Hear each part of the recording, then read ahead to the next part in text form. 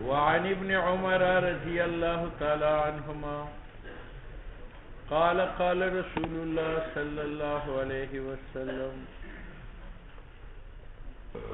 بني الإسلام على خمس شهادة أن لا إله إلا الله وأن محمدا عبده ورسوله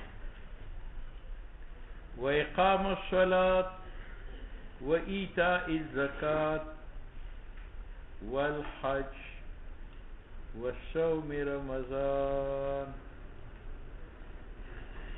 حضرت عمر رضی اللہ عبداللہ ابن عمر رضی اللہ تعالیٰ عنہما سے ہیں. قال عبداللہ ابن عمر فرماتے ہیں قال رسول اللہ صلی اللہ علیہ وسلم فرمایا رسول اللہ صلی اللہ علیہ وسلم نے بنی الاسلام اسلام بنایا گیا ہے 5 چیزوں پر.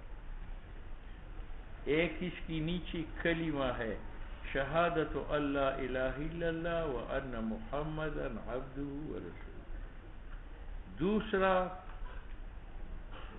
اقام الصلاۃ نماز کی پابندی.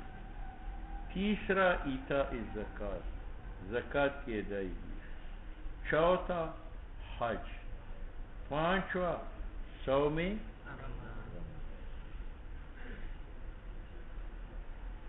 پہلی بات یہ ہے کہ رسول اللہ صلی اللہ علیہ وسلم نے اسلام کو مشابہ کیا ہے ایک خیمہ کے ساتھ. ایک خیمہ کی 5 ستون ہوتے ہیں, ایک اس کونے پر, ایک اس کونے پر, ایک اس کونے پر, ایک اس کونے پر اور ایک درمیان میں. ٹھیک ہے, تو اسلام کی بھی 4 ستون ہو گئے ہیں. نماز یہ ہے, روزہ یہ ہے, حج یہ ہے, زکوٰۃ یہ ہے, اور درمیانی مرکزی ستون شہادت اللہ الہ الا اللہ. بات سمجھ میں؟ اس لیے فرمایا بنی الاسلام علی. ٹھیک. اب دوسری بات کہ اسلام مشبہ ہے اور خیمہ مشبہ بھی ہے. وجہ تشبیہ کی یہ ہے کہ جو انسان خیمے میں بیٹھا ہو وہ سردی سے محفوظ, گرمی سے محفوظ, دشمن کے حملوں سے اس کی جان مال عزت ابرو محفوظ. اسی طریقہ سے جو اسلام میں آیا عصم منی مالہ و دماءہ, اس کی جان بھی محفوظ, مال بھی محفوظ, خون بھی محفوظ, جہنم سے بھی وہ محفوظ. تو اسلام مشبہ, خیمہ مشبہ بھی, وجہ تشبیہ کا سامان حفاظت. جس طرح یہ مادی مضرات سے خیمہ مضر ہے, تو ایمان اور اسلام جو ہے یہ روحانی مضرات سے بچاؤ کا سامان ہے. اسلام کے اندر انسان رہے, کفر سے بچے گا, شرک سے بچے گا, کفار سے بچے گا, جہنم سے بچے گا, قبر کے ہر قسم عذاب, دنیا کی ہر پریشانی سے بچے گا. ٹھیک ہے, 2 بات. تیسری بات بنی الاسلام علی 5. اس تشبیہ پر اعتراض ہے کہ اسلام 5 چیزوں پر مبنی ہے. جس طرح گھر 5 ستونوں, خیمہ 5 ستونوں پر مبنی ہے, تو خیمہ مبنا ہے اور 5 ستون مبنا علیہ ہے, اور مبنا علیہ جدا چیز ہے اور خیمہ جدا چیز ہے. معلوم ہوا کہ اسلام مبنا ہے اور یہ 5 جو ہے یہ مبنا علیہ ہے, اور مبنا علیہ سے غیر ہوتے ہیں. معلوم ہوا اسلام جدا ہے, نماز جدا ہے, نماز جدا ہے, زکوٰۃ جدا ہے, اسلام جدا ہے. اسلام نماز نہیں ہے, نماز اسلام نہیں ہے. زکوٰۃ اسلام نہیں ہے, اسلام زکوٰۃ نہیں ہے. حج اسلام نہیں ہے, اسلام حج نہیں ہے. کیونکہ اسلام مبنا ہوا اور یہ 5 مبنا علیہ ہوئی, اور ہر مبنا علیہ سے, جیسے خیمہ 5 ستونوں سے غیر ہے, تو اسلام ان 5 سے غیر ہوا. حالانکہ اسلام عین یہی چیز ہے. آپ نے ابھی حدیث جبرائیل میں پڑھا تھا کہ مل اسلام, یا رسول اللہ اسلام کیا ہے؟ فرمایا ان تشہد ان لا الہ الا اللہ وان محمد رسول اللہ وتقیم الصلاۃ وتؤتی الزکاۃ وتصوم رمضان وتحج البیت. بات سمجھ میں آ رہی؟ یہ اعتراض ہے. اس کا جواب یہ ہے کہ یہاں علی بمعنی من کے ہیں, بنی الاسلام من خمسین، بنی الاسلام من خمسین، اور من تبعیض کی لیے آتی ہے، ایک کو جز اور ایک کو کل بناتا ہے، اور کل اور جز مغیر نہیں ہوتے، متحد فی الوجود ہوتے ہیں۔ بات سمجھ میں آ گئی؟ تو قاری نے کہا علا خمسین میں علا بمعنی کس کے ہیں؟ من کے، اور حروف جارہ میں ہے، بعض کی جگہ آتے ہیں۔ بات سمجھ میں آ گئی؟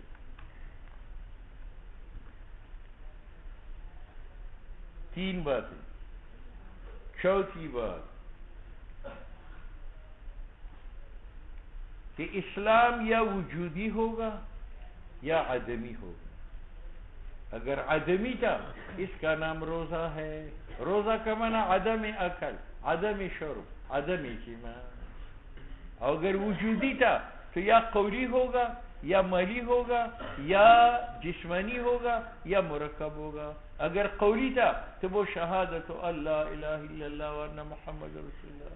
اگر بدنی تھا تو وہ صلاۃ، اگر مالی تھا تو وہ زکوٰۃ، اور اگر مرکب تھا مالی و بدنی سے وہ حج۔ ٹھیک ہے، تو اسلام کے ارکان یا عدمی ہوں گے یا وجودی۔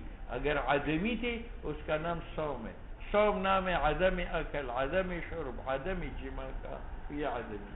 اور اگر وجودی تھا تو اس کا تعلق جو ہے یا لسان سے ہوگا یا بدن سے ہوگا یا مال سے ہوگا یا دونوں سے ہوگا۔ اگر لسان سے تھا وہ شہادت اللہ الہ الا اللہ، اگر بدن سے تھا تو وہ صلاۃ، اگر مال سے تھا تو وہ زکوٰۃ، اگر دونوں سے تھا تو وہ حج ہے۔ حج کا تعلق بدن سے بھی ہے اور مال سے بھی۔ چار بات، شہادت اللہ الہ الا اللہ وان محمد عبدہ ورسولہ و اقام الصلاۃ، یہ شہادتی، اقامی، ایتائی، حجی، صومی، یہ سب مجرور ہے کیونکہ یہ خمسین سے بدل ہے یا عطف بیان ہے، اور خمسین علا کی وجہ سے مجرور تھا تو یہ بھی مجرور ہے۔ اور یا یہ کہ یہ پانچوں مرفوع ہے، خبر مبتدا محذوف کے، احدھا شہادت اللہ، ثانیھا اقام الصلاۃ، ثالثھا ایتاء الزکوٰۃ، رابعھا الحج، خامسھا صوم رمضان۔ صوم بتائی۔ آخری بات جو اس روایت پر قاری نے کی ہے وہ یہ ہے کہ اسلام کے ارکان میں سے جہاد ہے، اسلام کے ارکان میں، اور یہ ایک مستمر شے ہے، الجہاد ماض الی یوم القیامہ، الجہاد، تو یہ اس لیے اہم ہے کہ اس کی قیام کا اعلان حضور نے قیامت تک کیا۔ دوسرا یہ کہ جہاد جاندار کی فطرت میں داخل، نماز فطرت میں داخل نہیں ہے، اس وجہ سے نماز پڑھتے انسان بوجھ محسوس کرتا ہے، روزہ رکھتے بوجھ محسوس کرتے ہیں، لیکن جہاد ہر جاندار کی فطرت میں ہے۔ یہی وجہ ہے کہ ہر جاندار کو اللہ نے مسلح کیا ہے، بیل کو سینگ دیے ہیں، کیسی جہاد کرو، یہ قوت دفاع ہے۔ طوطے کو پنجے دیے ہیں، کسی سے دفاع کرو، باز کو چھوچ دیا ہے کہ اسی سے دفاع کرو، آپ کو تلوار دی وَأَنزَلْنَا الْحَدِيدَ فِيهِ بَأْسٌ شَدِيدٌ، یہ تو فطرت میں ظاہر ہے، تو فطری رکن کا ذکر کیوں نہیں کیا گیا؟ بات سمجھ میں آئی؟ اس کی دو جواب ہے، ایک ہی کہ جہاد نام ہے اس عبادت کا جو مرکب ہے جان اور مال سے۔ جہاد میں مال بھی خرچ کرنا پڑتا ہے، جسم بھی استعمال ہوتا ہے۔ جب یہ مرکب عبادتی بدنی و مالی سے تو یہ مرادف ہوا حج کے ساتھ، اور حج کا ذکر ہو چکا ہے، اس کے ضمن میں جہاد کا بھی ہے۔ بات آئی سمجھ؟ دوسرا جواب لیکن یہ غلط ہے، حج جو ہے وہ صرف بدنی و مالی عبادت کا نام ہے، اور جہاد مالی، بدنی اور جانی تینوں عبادتوں کا نام ہے، یہاں جان بھی دینی پڑتی ہے۔ اس لیے صحیح جواب قاری نے دیا ہے کہ آپ صلی اللہ علیہ وسلم کا یہ ارشاد اس وقت تھا جس وقت جہاد فرض نہیں، اس وقت تھا جس وقت جہاد فرض نہیں. جہاد اخیر میں فرض ہے ہجرت کے بعد، اور پہلی ہجری کے آخری ایام میں بدر جو ہے جنگ ہوئی تھی. یہ صحیح جو ہے.